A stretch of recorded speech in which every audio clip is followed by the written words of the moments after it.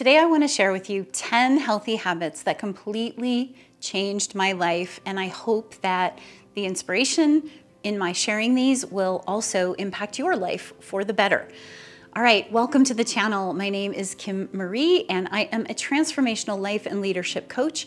And this channel is all about offering tools and tips and guidance and inspiration to empower women to reclaim themselves, to remember who they are, reconnect to what matters, and truly rebirth themselves into the life that they've been envisioning for themselves all along. Now, healthy habits, so much of what I speak about also has to do with the sacred feminine, with holistic living, with this overarching empowerment for women.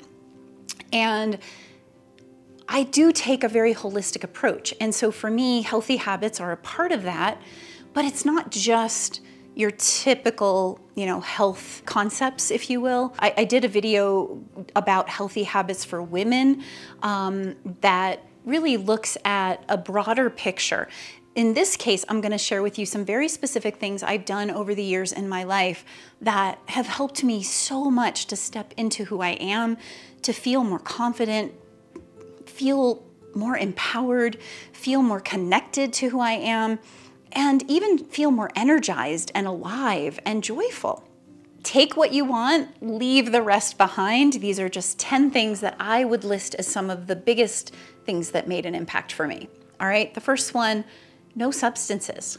All right, I don't partake in alcohol, marijuana, any other kind of drugs. I don't even drink coffee. Now, I'm not saying that is a necessary thing for everyone, but I did grow up in a family with a lot of alcohol, and I did binge drink a lot in my early years, late teens, early 20s. And I got to a point where I realized, if I keep doing this, things are not going to go so well for me. And I always remember as a little kid seeing my father come home with hunting buddies, and they'd be drinking and I'd be playing. And I remember looking up and going, where are they? And of course, back then I didn't make the connection. But when I myself ended up getting into binge drinking, I started to realize how much I was losing myself. I was not able to be grounded within my being. Now, sometimes that means you got to be willing to feel some of the pain that things like substances numb out. And that's a trade-off. But that is one of the biggest shifts toward healthy living, holistic living, empowered living that I've ever made. Not partaking in substances helps me feel like I can stay in myself and be truly connected to myself. Another one, which maybe equates to substances, is refined sugar. Now, I have a big sweet tooth. I still, to this day, love my desserts. I love sweet things. I like fruit. But I try to have all of the sweet things be fruit, actual whole fruit, or things like honey, maybe maple syrup, maybe a bit of agave. And I definitely don't like a lot of sweet. I try to keep that to a minimum. I remember my grandfather had ended up with type 2 diabetes later in his life, and that is becoming a huge, huge issue in our culture today. Diabetes is running rampant, and looking at sugar intake is really big, but more importantly, there have been so many studies done that show that refined white sugar, the addictive capacities of that are actually greater than something like cocaine. So we really need to look at how much sugar intake are we having, what's it doing to our brains, how easily can we let it go, how much is it taking us out of ourselves. For me, sugar made me super anxious. I would often feel depressed. I would get those late in the day, 3 o'clock crashes that so many of us get.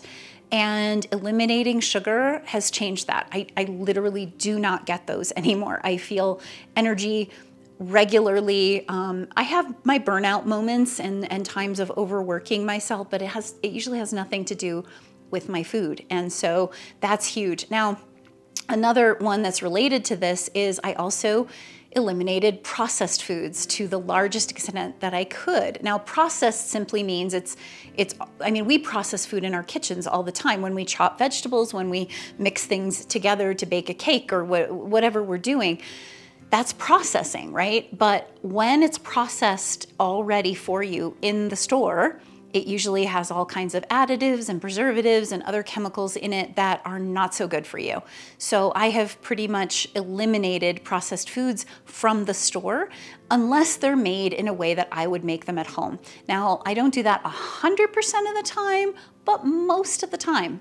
I really, it's the idea of kind of shopping the perimeter of the store, where you're shopping the produce section and the frozen food section and the dairy section, for eggs and things like that. But you're not going into the aisles with the pre-made, canned and boxed and packaged foods that have all of those ingredients that are not nurturing for you. There have been so many studies done around a lot of the ingredients in that food, even though they're declared safe by the FDA, that are not good for our brains, they're not good for our development, they're not good for our energy levels, they're addictive, all of these things. And it does make a huge difference in your ability to be yourself. You might be shocked at how much more energy, aliveness, connectedness, and joy that you feel eliminating things like substances, sugar, and processed foods. All right, so that's kind of food-related stuff. Another habit that I have that has helped me in my life and changed my life drastically is journaling. You've seen me do other videos about journaling. I talk about journaling. I publish my Sacred Nights of Winter journal every single year. You'll probably see that coming up in September, late September, early October is usually when I launch it for pre-orders. And by the way, there is a free download for you, my guide to journaling. It's a workbook for you to help get you into this.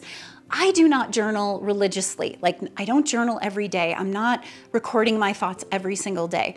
But what I love journaling for, the reason it's become such a powerful habit for me, is that it's something I turn to on a regular basis, even just yearly with my Sacred Nights of Winter journal, as a way of going deep within myself, allowing myself to get into that contemplative space, really connect with me, my values, what I care about, what's going on emotionally, processing things. You'll see in the journaling guide all different ways in which you can journal. And my Sacred Nights of Winter journal, when that comes out, is such a powerful way of connecting to who you are during a time of year that really sets us up for the coming year and is very empowering. And you can look at other videos I've done about journaling for more on that. Now, another habit that I have found has changed my life drastically, and I don't know if I can say this is a habit that I created necessarily or that I just honored from what I knew to be true even in my childhood. So that is nature bathing. I call it nature bathing. This idea of just being with the natural world, whether it's sitting by a stream, being near a tree, walking in the woods, listening to the birds, just immersing myself in the sounds and scents and sights and textures of nature. I love being immersed in the natural world. That is a habit that it's just become my healing medicine all the time. It was as a child and it continues to be now. It is so nourishing. So when I feel myself getting low, rather than reaching for those substances or sugars or whatever, that's what I do. I go jump in the creek. I go for a walk, I sit and listen to the birds and the breezes on my deck, whatever it is, but nature bathing as a habit, as something that I turn to regularly for support, okay? Another one, gratitude. That is literally a practice, a habit that I created. I remember when I first started it, I thought, oh, this seems kind of silly, naming 5 things I'm grateful for every day, and it felt like initially it was the same kinds of things. But after a time, I decided I was going to wake up with gratitude and go to sleep with gratitude every single day. And I would very intentionally and specifically practice gratitude, thinking about why I'm so grateful to be waking up that day or what I'm so grateful for as I go to sleep that day. And pretty soon, I started noticing gratitude was in my thoughts or on my tongue, so to speak, as soon as I woke up in the morning. Like immediately I was thanking the universe for this magical day, for being alive, for being filled with fresh air to breathe or whatever it was. It was just so automatic. It became a habit and it really changed my life because I shifted from that dreaded, oh my gosh, the alarm's going off and blah, blah, blah, to now genuinely feeling in love with life. And it was a huge, huge shift. Another one, meditation and stillness. Now, over the years, I practiced tons of different meditation styles, all different styles, from transcendental meditation to other yogic practices, to breathing exercises, to mantra reciting, and even movement meditation. And now what it is for me is just a simple habit of being mindful and present. That for me is ultimately what meditation is. Some of my favorite meditation happens when I'm folding clothes or doing the dishes, something that's kind of the activity in itself is mindless, but I can be very present to it and allow my mind to just be with what is and find this stillness, this quiet, this simplicity. And then of course I do still like to just sit. You know, this is actually where I'm sitting right now is a wonderful meditation spot for me, where I sit and I just close my eyes and I let whatever wants to come, and I listen to my breath and I allow stillness. I even find my journaling practice to be very meditative. So meditation has been a really powerful habit. Reading is another habit that I've cultivated that really changed my life. I did not grow up being a big reader. I didn't have parents that read to me very much, if at all, really. And I didn't like reading. You know, I didn't like the novels and other stories assigned to us in school. That wasn't my thing. But after I finished college, I started reading personal development books, nonfiction, guidance books, and oh my gosh, it completely changed my life, because now one thing I love, and I have a very strong strength in this, is learning. So for me, these books were learning. And it wasn't just some random story or novel to appreciate the literature, though I do appreciate literature, but for me, my hunger was for learning. And so these inner development books completely changed my life, and I ended up loving reading. And now I usually have 3 to 5 books going at a time, sitting on my bedside table, or you know, I pick it up in the middle of the day for a break from my work, and I absolutely love it because I can engage my curiosity and learn new things. And sometimes I even now appreciate novels and stories, but I still tend to focus on that genre of personal development, and I love it. So another piece is self-love. That really is a habit that changed my life. Now, I'm not talking about being, you know, narcissistic and just being totally full of myself and all about me, that kind of thing. I'm talking about self-love, where I nurture myself, I take care of myself, I honor myself, and I do love myself. I spent years hating my body, torturing it with diet after diet, exercise plan after exercise plan, so much negative self-talk, and criticizing myself. My inner critic still gets the best of me sometimes. I still manage to get trapped in that space of self-doubt when things aren't going as I wish they would be going. I'm always reminding myself. Any of these things I teach on my channel are things that I'm always working through myself as well. I think this human journey is a constant evolution, and I do think the practice, the habit that can change our lives is when we are willing and ready and committed to practicing self-love, to noticing that inner critic and stopping it before it goes too far, to nurturing ourselves, taking care of ourselves, getting the sleep that we need, taking care of our bodies, taking care of our emotions, accepting ourselves for all that we are. That is such a powerful practice. Now, the final one is movement for me.